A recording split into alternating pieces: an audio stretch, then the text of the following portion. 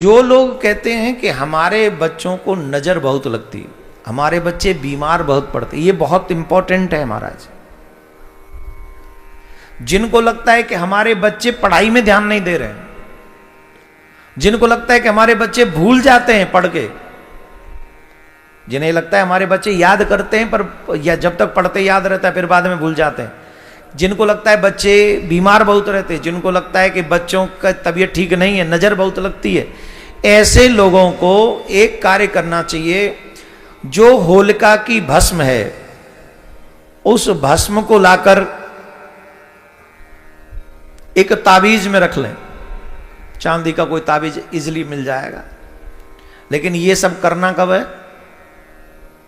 होलिका जलने के दूसरे ही दिन। कहीं ऐसा ना हो तुम तो पहले कोई और ही ले जाए भस्म में तो तुम ठाड़े रह जाओ, तुम्हें पता चले मैं भस्म कछु मिला ही ना और तुम क्यों गंडा कौन के बांधू, गंडा के लोग काम ना आवेगा, वहां में भस्म चाहिए। तो उसके लिए सबसे पहले स्नान करके जाना है, स्नान करके वो भस्म ले आए और भस्म लाकर उस चांदी के ताबीज में भर लें। और हम तो ये कहेंगे सबको ही पहना दो, एक कोई बच्चों को ही क्यों, सबको ही पहना दो, सबका हित ही करने वाली है। बहुत आप कल्पना नहीं कर सकते इतनी शक्ति होती है होलिका की इस भस्म में, बहुत शक्ति होती है। और वैष्णव लोग तो प्रहलाद जी की चरण धूल समझ के बांध ले, बस इतने में ही कल्याण हो जाएगा। जिस दिन से आपके बच्चे के गले में ये भस्म बंधेगी उस दिन से आपके बच्चे का पढ़ाई में मन लगने लग जाएगा, उस दिन से आपका बच्चा स्वस्थ रहने लग जाएगा। किसी को भी बच्चे को इसके बाद नजर नहीं लगेगी अगर ये आप ये कार्य कर लेंगे। बोलो राधे राधे। तो बताओ ये फ्री में मैंने इलाज बताया कि नहीं बताया? बीमारियों से बचने का भी बहुत सरल तरीका है। ये तो एक में जाएगा। दूसरा ये है, ध्यान से सुन लें और अभी और आपका फायदा करवा देता हूं। जाना कहाँ है, पैसे की तो सारी मारा मारी है। बोलो राधे राधे। बताएं कि नहीं है? बड़े ध्यान से सुनेंगे, बहुत महत्वपूर्ण चीज है। होलिका की उस भस्म को कम करके नहीं आंकना चाहिए। होलिका की वो भस्म बहुत महत्वपूर्ण है। पूर्णिमा की देखो हमने कई बार बताई है, पूर्णिमा स्पेशल रात्रि है, उसमें भी होलिका, इसमें भी प्रहलाद जी की कृपा, बहुत गुण मिल जाते इसमें। आपको क्या करना है, भस्म ये इलाज उनके लिए बता रहा हूं जिनको चर्म रोग है। कईयों को चर्म रोग रहता है और डॉक्टरों को भी खूब इलाज करवाते पर वो इलाज नहीं कर पा रहे हैं। तो अब देखो एक बात बताएं हम आपको, अब आप कहो कि अगर ये भी काम न करे तो मैंने कोई पैसा तो लिया नहीं है आपसे। ऐसा तो है नहीं कि मैंने फीस जमा करवा ली और तुमने पैसे ले लिए और तो कुछ हुआ ही नहीं, तुम होते कौन हो? ऐसा तो कोई सिस्टम नहीं। मैंने कहीं पढ़ा और मैं आपको बता रहा हूं। आपको अपने जीवन में ट्राई करके देख लेना चाहिए। अगर अच्छा हो गया तो तुम्हारा लाभ ही लाभ है, अगर अच्छा नहीं हुआ तो कम से कम नुकसान किसी प्रकार का, ये तो बात आप जानते हैं। तो इसमें नुकसान तो कुछ होने वाला है ही नहीं और पैसा मैं आपसे ले नहीं रहा, तो करने में कोई हर्जा नहीं है, बताने में भी कोई हर्जा नहीं है। जिनकी समझ में आ जाए वो कर ले, नहीं आए तो आगे फॉरवर्ड कर दो, शेयर कर दो बस। और सुने, लेकिन श्रद्धा से करोगे। मेरा मानना है प्रहलाद जी की चरण धूल है ये, ऐसा मान के करोगे तो कुछ भी असंभव नहीं, कुछ भी असंभव नहीं। जिन लोगों को चर्म रोग है, अगर वो लोग भस्म लेकर आए और उस भस्म से अपने अंग पर, उस अंग पर लगाएं जहां चर्म रोग है, तो ऐसा माना जाता है कि जैसे ही होलिका की भस्म अंग पे लगेगी तो होलिका की भस्म इतनी शक्तिशाली होती है कि भस्म में शरीर के अंदर स्थित दूषित द्रव्य सोख लेने की क्षमता होती है।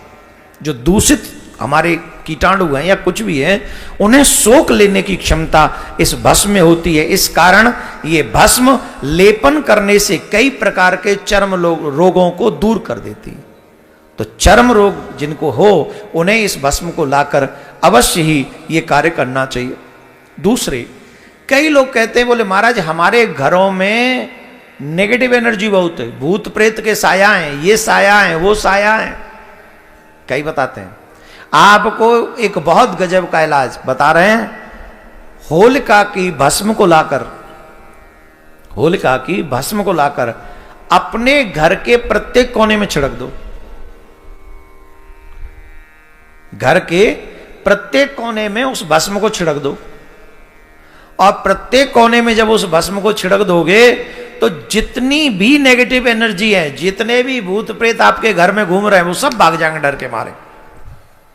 और जब तक उनका प्रभाव रहेगा वो कभी तुम्हारे घर में झांकेंगे नहीं, वो भाग जाएंगे, छोड़ छाड़ के भाग जाएंगे। तो इसलिए वो भस्म लाकर आप अपने घर में चारों तरफ छिड़क देंगे तो इससे आपका घर सुरक्षित हो जाएगा। बोलो राधे राधे। जोर से बोलना पड़ेगा। और एक काम और करें, वैसे तो बहुत उपाय हैं पर आखिरी उपाय बता रहा हूं, एक आध और याद आ गया पढ़ा लिखा हुआ तो फिर बोल दूंगा, नहीं तो इसी के साथ पूरा कर दूंगा। जिन लोगों को ये चाहिए कि हमारे घर में, दो उपाय बताऊंगा, अब याद आ गए दो, अब जितने याद आ जाएं वही पढ़े हैं वही बोल दूंगा। सुनिए ध्यान से। एक तो वो होलिका की भस्म को लाके आपके घर का जो अग्निकोण हो वहां उसको रख दे, वहां जरूर छिड़क दे थोड़ा सा अग्निकोण की तरफ। अग्निकोण की तरफ जब आप भस्म को लाकर, होलिका की दहन की भस्म को लाकर रख देंगे तो आपके घर में कभी भी धन की कमी नहीं रहेगी। उस भस्म का इतना प्रभाव है। लेकिन कहां रखना है, छिड़कना कहां है? अग्निकोण में। एक और उपाय, 11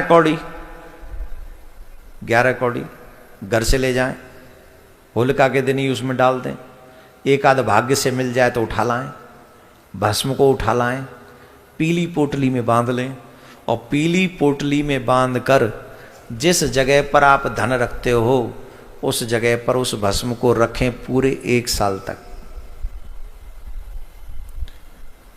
एक भी दिन वो स्थान बिना धन के नहीं रहेगा, धन भरा रहेगा।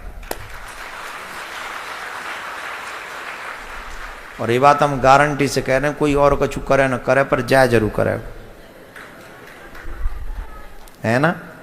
बस इस होली की भस्म को ले आओ और जहां धन रखते हो वहां रख लो, कल्याण हो जाएगा। नियम तो बहुत है, उपाय भी बहुत है, पर आज के लिए बस इतना ही। फिर कल एक और बोलेंगे। और तंत्र मंत्र से जिनको बचना है वो अपना वो देख लें, क्या नाम है, जो कल वीडियो डाला है वो बहुत गजब का वीडियो है, आपके बहुत काम आने वाला। ये भी काम आएगा, अलग अलग से आपको डाल देंगे, ये 2 वीडियो बनेंगे और दोनों आप तक पहुंच जाएंगे। तो आप रखिए ना, प्रयोग करने में कुछ नहीं जा रहा, पैसा लगना नहीं, सिर्फ जाना है। होलिका दहन होगा ही, आपको वहां जाना ही है, दूसरे दिन जाके परिक्रमा करनी है, इसमें अलग से कुछ करना ही नहीं।